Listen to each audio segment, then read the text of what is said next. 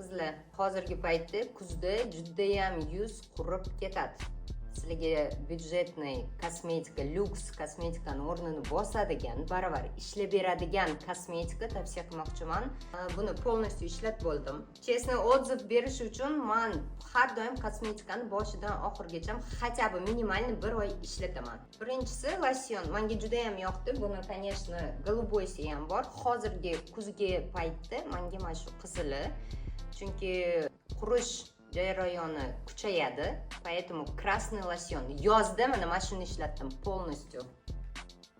Men juda ham yaxshi ko'raman sivorotka losyonlarni.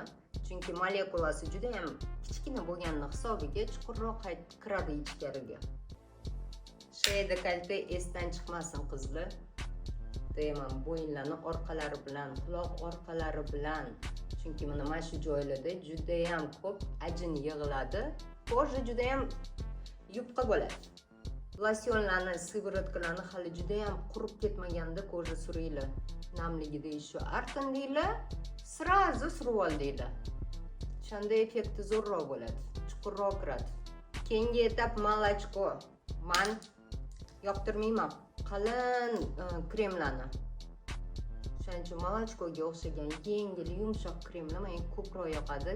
Eng главныйsi komedon uyg'otmaydigan, komedon qilmaydigan, pora забивать qilmaydigan kremlar ko'proq yoqadi.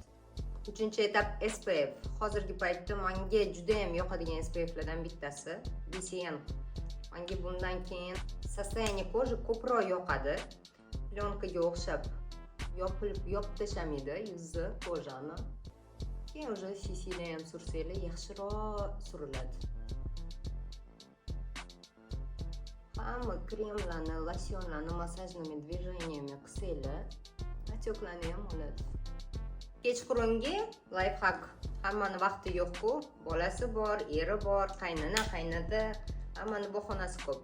Mana ikkalovini aralashtirasizlar. Maskaga o'xshab qo'yib qo'yasizlar и время засекать qilasizlar. Ozginadan keyin o'zi kerakligini pitach qilib oladi koja.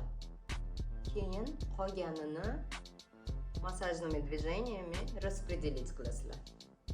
Sizlardan faqat erinmasanglar bo'ldi. So'radinglarmi?